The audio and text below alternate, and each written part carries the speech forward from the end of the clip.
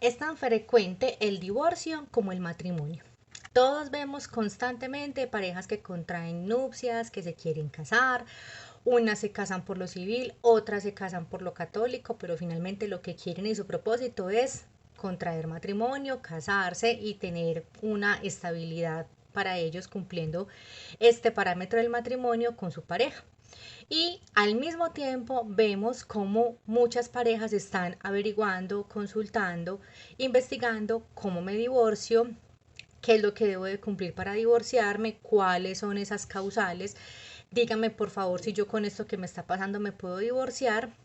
Y acá es muy importante que nos demos cuenta que dependiendo del vínculo que hayamos decidido tomar, si fue el vínculo matrimonial por lo civil o si fue el vínculo matrimonial por lo católico, pues en ambos casos claramente se constituye un matrimonio, se constituye una sociedad conyugal, las parejas se vuelven esposos, pero a la hora de divorciarse sí opera de una manera un poco distinta, sobre todo en su denominación. Todos conocemos este término como en general, si me casé por la iglesia, si me casé por lo civil, como el divorcio, me voy a divorciar. Aquí como estamos haciendo un contenido un poco más técnico, vamos a explicarles que cuando el matrimonio se hace por lo civil, técnicamente se llama divorcio. Pero cuando el matrimonio se hace por la iglesia, técnicamente se llama cesación de los efectos civiles del matrimonio católico. Entonces, ¿qué es lo que sucede? Podríamos decir que los efectos, entre comillas, son los mismos. ¿En qué sentido? En que cuando la pareja decide divorciarse, pues se rompe el vínculo matrimonial y cada uno queda en la plena libertad y autonomía de poder construir una nueva vida por aparte con otra persona o simplemente no hacerlo. Pero el vínculo matrimonial se rompe. ¿A qué vamos? A que cuando ya la pareja decide divorciarse y se casaron por lo civil, tienen la posibilidad de casarse nuevamente o por lo civil o por la iglesia. Cosa que no sucede cuando la pareja se casó por la iglesia y efectivamente lo que hacen es el divorcio o la cesación de los efectos civiles y quedarán únicamente facultados para contraer nuevas nupcias, pero solo por lo civil. El vínculo católico, el vínculo religioso permanece y se sostiene. La única forma en la que pueden volver a contraer matrimonio católico es anulando o tramitando la nulidad del matrimonio, situación que al igual que el divorcio tiene unas causales. Entonces, esa es una gran diferencia. En ambos casos contraigo matrimonio, en ambos casos se genera el vínculo matrimonial, pero a la hora de divorciarme o a la hora de tramitar esa separación, los efectos que se generan en cada una son un poco distintos, sobre todo a la hora de volver a contraer nuevas nupcias. Cuando estamos atendiendo este tipo de consultas, las parejas siempre o uno de los dos nos dice, mire, es que me quiero divorciar y la pregunta siempre que te debe hacer el profesional es ¿por qué? ¿Por qué? Y no es solamente porque queremos conocer esa historia, sino porque también es muy importante saber si dentro de lo que te está pasando encaja o no dentro de las causales de divorcio. ¿Qué pasa? Dentro de las causales de divorcio, el mutuo acuerdo siempre va a ser la mejor opción. Siempre, siempre, siempre. ¿El mutuo acuerdo qué es? Que ambos cónyuges estén de acuerdo en decir, listo, mira, no vamos más con esta relación, vamos a divorciarnos, vamos a hacer las cosas como la ley lo ordena, pero el mutuo acuerdo, primero, implica que estemos de acuerdo en todo. En todo es que, primero, en que nos queremos divorciar. Segundo, si hubo hijos dentro del matrimonio y son hijos menores o incluso no tienen que ser hijos dentro del matrimonio, pueden ser hijos que tuvieron comunes, ¿cierto? De manera conjunta, previos al matrimonio, tenemos que estar de acuerdo en varios temas. Primero, ¿cuál va a ser la regulación de las visitas con respecto al hijo? Segundo, ¿quién va a tener los cuidados personales del menor? Es decir, el niño o la niña con quién va a vivir. Tercero, ¿cuál va a ser el valor de la cuota alimentaria? Eso también hace parte del mutuo acuerdo. Y lo tercero que también debemos de tener en cuenta a la hora del mutuo acuerdo es la liquidación y la disolución de la sociedad conyugal. Esto ocurre sobre todo cuando en la pareja de manera conjunta decidieron adquirir bienes. carros, fincas, autos, ahorros, cuentas, en fin, cuando juntos construyeron un patrimonio. Y recuerden que el patrimonio se constituye de activos y pasivos. ¿Por qué la salvedad? Porque muchas veces las consultas son, es que compramos esto, aquello, lo otro, tenemos este y este dinero y no se mencionan las deudas. Las deudas hacen parte de la sociedad conyugal y deben de ser también repartidas, liquidadas de forma equitativa. Entonces, el mutuo acuerdo siempre va a ser la mejor negociación.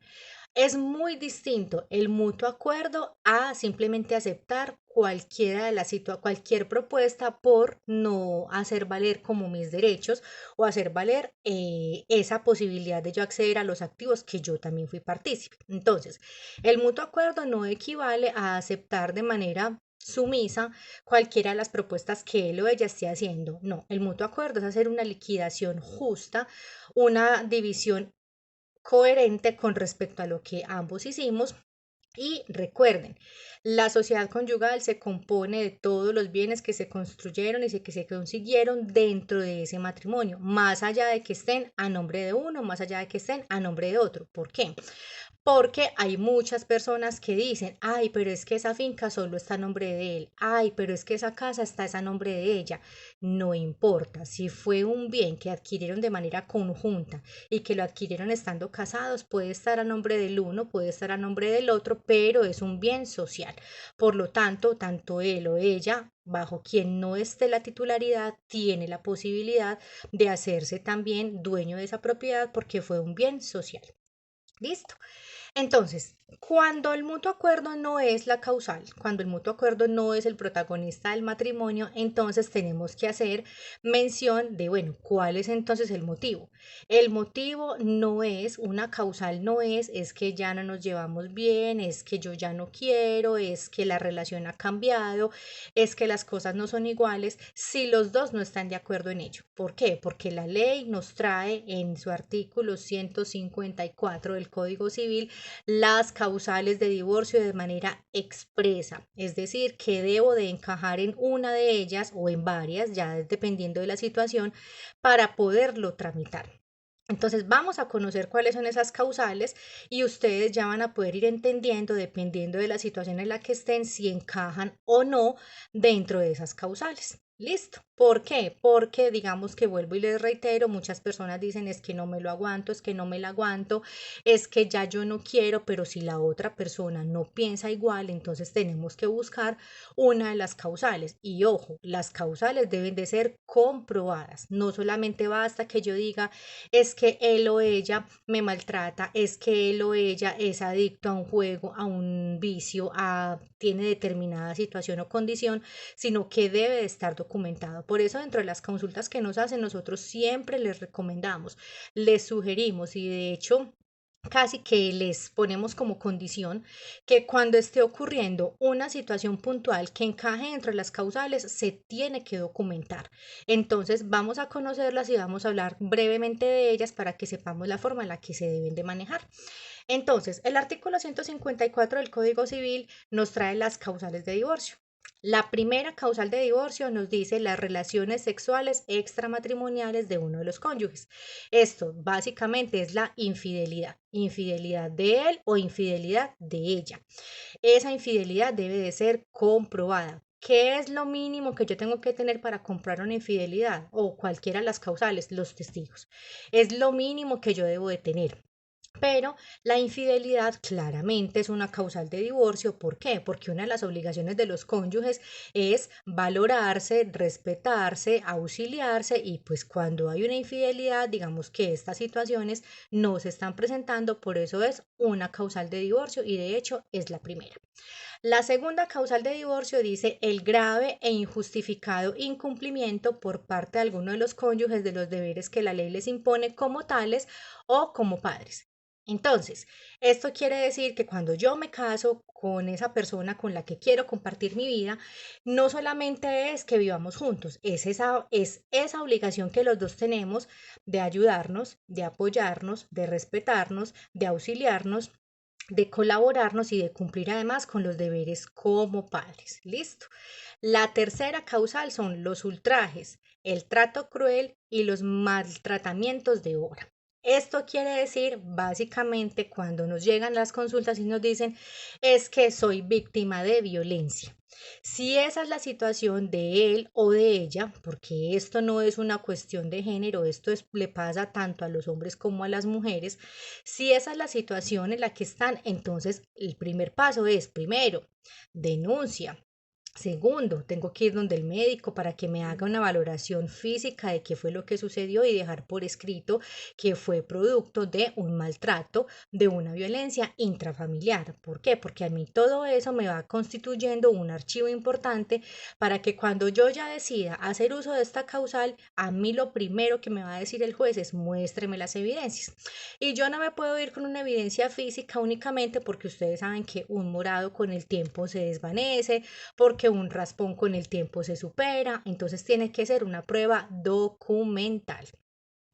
La cuarta es la embriaguez habitual de uno de los cónyuges. Esto es un vicio, esto es una situación que perturba la tranquilidad de la familia, no solamente la tranquilidad de la cónyuge o del cónyuge, es la tranquilidad de la familia. Y más aún, si atado a esa embriaguez habitual viene el tema del maltrato, entonces aún todavía, mire que uno puede estar inmerso en varias causales. Entonces acá es donde hay que documentar exactamente todo lo que está sucediendo. La quinta causal, el uso habitual de sustancias alucinógenas o estupefacientes salvo prescripción médica. Entonces, otro vicio. Ustedes saben que los vicios pueden ser la ludopatía, que es la adicción al juego, pueden ser vicios al licor, pueden ser vicios a los alucinógenos, pero todo lo que yo considere que puede estar afectando mi integridad, que puede estar afectando a mi estabilidad familiar y que proviene de mi cónyuge, sea él o ella, pues eso es una causal de divorcio que también la debo de documentar. Sexta, toda enfermedad o anormalidad grave e incurable, física o psíquica, de uno de los cónyuges que ponga en peligro la salud mental o física del otro cónyuge e imposibilite la comunidad matrimonial. Si bien una de las obligaciones del matrimonio es velar por el cuidado del otro cónyuge y es apoyarlo y auxiliarlo en la salud y en la enfermedad, como tradicionalmente se dice, hay cierto tipo de enfermedades que no pueden ser controlables, que son de una sintomatología y de una reacción médica muchísimo más diferente y puede incluso atentar esta situación contra la vida del otro cónyuge. Esto la ley también lo contempla como una causal de divorcio y esto no lo podemos tomar como un abandono, no lo podemos tomar como una situación de indolencia, sino que es una situación de integridad. Entonces, si uno de los cónyuges, sea él o ella, está expuesto a esta situación, no quiere decir que simplemente el divorcio implique el abandono, simplemente quiere decir que por diferentes motivos y más cuando hay hijos en común, esa condición de él o ella no permite una sana convivencia en familia, en pareja y en unión. Listo.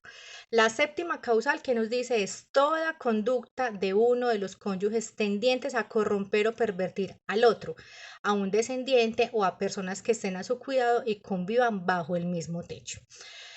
Lastimosamente ahora estamos en una condición social en donde hay muchas personas que piensan de manera diferente, piensan de manera como por fuera de lo normal y creen que ciertos comportamientos son normales, como por ejemplo la pornografía, como por ejemplo el estar induciendo a otra persona a actos que él o ella no quieren hacer porque su condición, su dignidad, su educación no se lo permite y se sienten atropellados, se sienten abusados, se sienten presionados por realizarla y que son actos de conducta que no son propios de la persona. Por lo tanto, cuando yo siento que mi dignidad está siendo atropellada por el otro, entonces esto también la ley no lo trae como una causal de divorcio.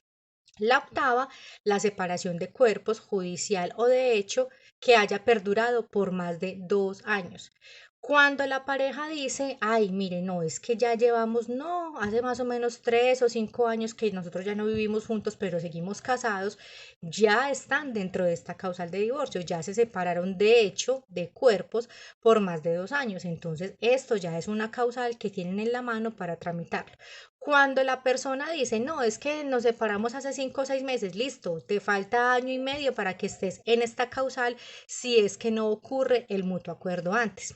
La novena causal dice el consentimiento de ambos cónyuges manifestado ante juez competente y reconocido por este mediante sentencia. Esta causal obviamente también cobija los matrimonios notariales. No solamente tiene que ser una manifestación ante un juez, sino que es una manifestación ante un notario de la República. Entonces, ¿qué quiere decir esto?